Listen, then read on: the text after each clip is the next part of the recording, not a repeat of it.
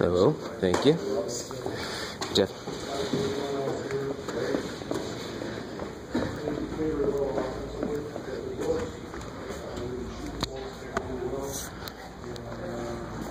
Some of the other guys shows their depth. I did a good job on half, but I thought we did a poor job on Reavers. We did a poor job on Iverson.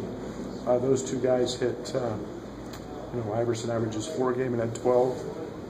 He wore us out on the boards, and then Reavers has turned into an all-league caliber player, and we've got to do a better job on him tomorrow night. But Wisconsin's good, and we're going to have to go in there in their environment and play better than we did in Columbus, and we're going to have to play harder and smarter. So if we want to get out of there with a win. How much easier is it with a young team to have them feeling confident going into a venue like you are in Madison after a win like you had in Columbus? Well, I think we're experiencing a lot of firsts. These guys have never felt that. Going in front of 15,000 or whatever was there. I don't even know the attendance, and hearing the hush and seeing them leave early. And we kept telling them how much fun that is to lay witness to.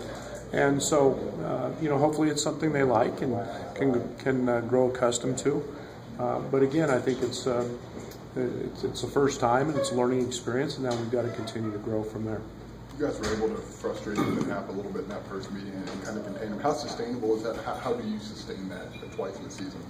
Well, we're going to find out. I mean, we're going to fight. We're going to try. I thought Georgie did a really good job of keeping a decent amount of pressure on him, even out on the floor.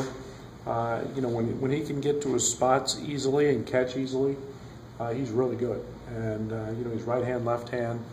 He stepped up and. He makes so many people better. He had some assists, which he's going to have when you're one of the top players in the history of your school. So, but we'll see that. I expect a better Ethan Happ than the one we got in the first game, but we're sure going to try to not let him do that. Maybe as far as team defense goes, what do you feel has maybe been the biggest area of improvement just in this season? Yeah, I think we're turning it over less. I think we've got a better understanding of who's going to take shots, where they're coming from. I think we've tightened that up offensively a great deal. I think we're playing with a better movement, better rhythm. I think our attention to detail on the offensive end is much better.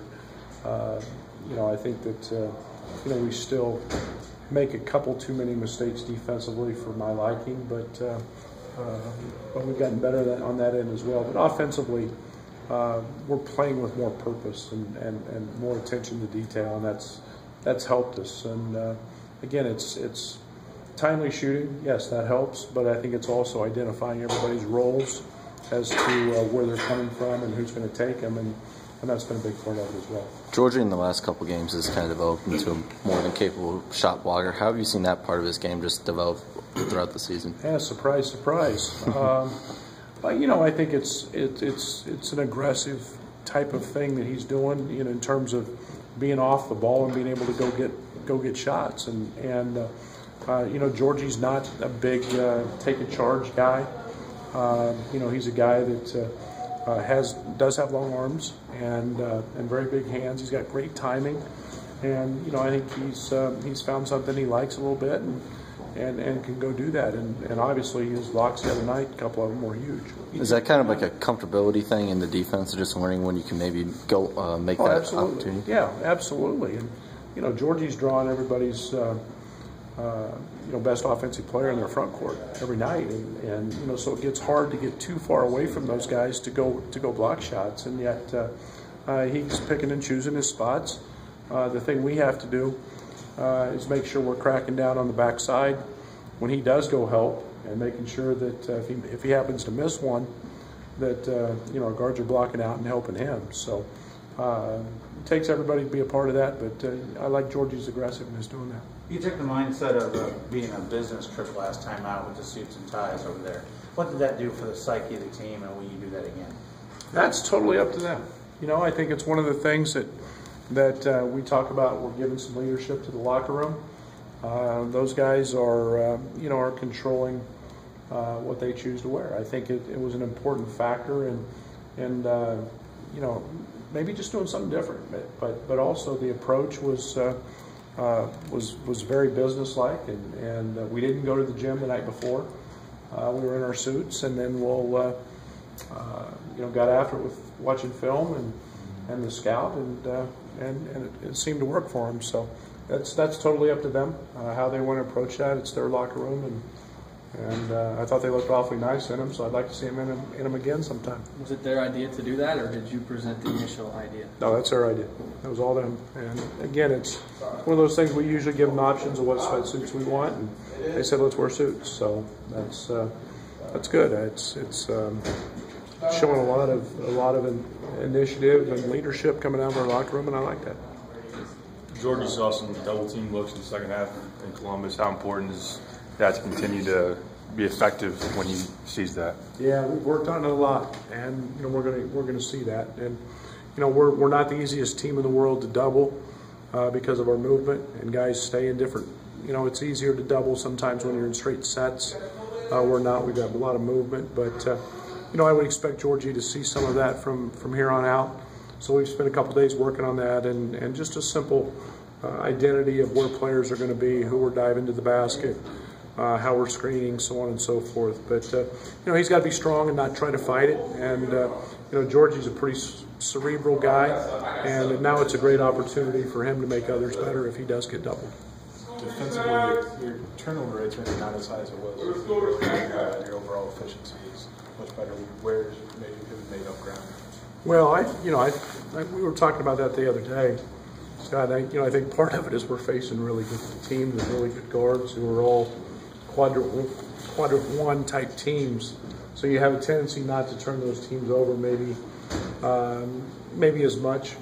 I'm pretty pleased where we're at, and I'd like to see one or two just from the back cut stuff that we've given up, that we haven't rotated enough on.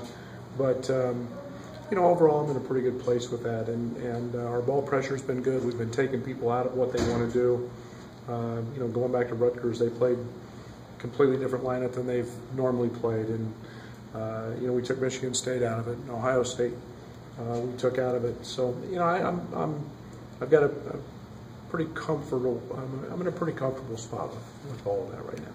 After the game, one of the big guys tweeted that you guys have more Q1 wins than a lot of teams that are considered to be locks for the tournament. What does that say about where you guys are at? That's good. There's 270 teams that do not have a quadrant one win. There's 30 that have 3 or more on one of those teams. And, we're going to play some more here down the stretch. So I think it speaks volumes to how much we've improved. I think it speaks volumes to how good this league is. And every single night, you're going to play top shelf people. And when you play the best, and you start beating them, you're going to get rewarded with that. So, let's see if we can keep doing that and adding to that. It's an interesting. I don't understand all of it yet, but pretty interesting how some of that stuff works. Coach, you lost to Nebraska and Ohio State. We're able to get them the second time that you faced them. Does that give you a little extra confidence maybe heading into Wisconsin the second time? Well, I think every game's got its own identity, and everything's a little bit of a they've had 6 days off. They've lost 2 in a row. I'm sure Greg's got them extremely well prepared. Every game's going to be it has its own identity. I don't play too much in that. I didn't think we played very well in the first one, so I know we have a lot of room to improve. And we'll throw that thing up and see how it comes out. Do you have any feelings about playing on Monday night instead of on the weekend? No, that's one thing I guess I've become accustomed to in the Big Ten is we're going to play every night of the week, and I'm a old school guy. I love Saturday games, but we didn't have one, and we'll play Monday. And if they tell us, we play at 6 in the morning, we'll show up then. It's the way it works, and we've become pretty accustomed to that. It kind of seemed like there's a confidence in the ability to sit down and guard, man to man. Is that something you've seen increase as this season's gone on? That confidence to do that? Well, I think it happens every day in practice, because if you don't guard Io in practice, or you don't guard Andres in practice, you get embarrassed pretty easy. And we want those guys to have an air of confidence about, hey, you're guarding a really good player. So, the other guy, when he's got a different colored uniform on, is a guy that we can get after. Yeah, Trent's been most of the year, very few games has he been not good on the ball. And Andres has probably improved as much as anybody on the ball, and he's made a tremendous growth in that area. So you don't get one, you get three of them when you see it. So I hope there's confidence there. It's the point of our defense, and it's in actuality probably as big a part of everything we do is ball pressure. Iowa hit the deep three with 29 seconds left against Ohio State, and then he had those two against Michigan State. How would you just evaluate his ability to hit big shots like that? Well, it's innate. I mean, that's something that you have a lot of times. That comes from an inner confidence and practice. It comes from, they said in the media, he doesn't fear the miss. So a lot of times when you don't fear missing it, and it becomes easier to make. And that's him. He just smoked an uncontested layup. Be the easiest shot he had all year, and he missed it, and yet wasn't afraid of the moment or wasn't dwelling on that shot or anything else. His mindset is, I'm gonna make up for it. And you get a young man like that, and they're pretty special to have. He kind of indicated to us that he told Georgie that he was going to hit that three. Did you get a sense that maybe he was going to make up for it in such a big way, or what do you think breaking that huddle? If he says he's going to make it, I'm a big believer.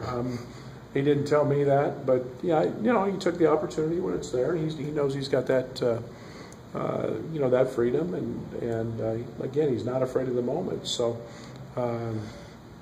his teammates believe in him, and that's becoming a big part of it. Just what would just a win on the road against a ranked opponent, especially in an area where you guys haven't had a lot of success lately, what would that just mean for this program? Right now, it'd be another quadrant one win. I think that it's every experience that we can have that's a new one is a good thing. And I love where we're going. I've said it for months. Even when we weren't winning a lot of games, the results weren't showing on the scoreboard. But the character of our locker room is what gives us a chance. And we've got wonderful guys who can keep growing. We've got guys that still in that gym 45 minutes after practice continuing to work. And that's what this is about. And so to do that is another box checked. And, to get this thing where we want to get it, we got to go do those things, and that's the next challenge. Coach, explain the quadrant one. Does that mean where they are at the time, or where they were, or when you played them? I don't know. Both.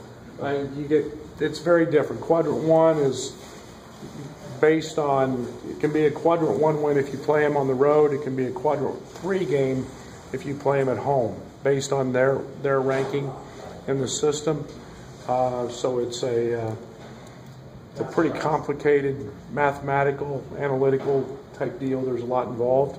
But basically, quite one change from as you go along? It can, yes. As teams, most of our games are, most of your road games in this league are going to be quadrant one wins. Could you lose a quadrant one win if the team falls out? Yes.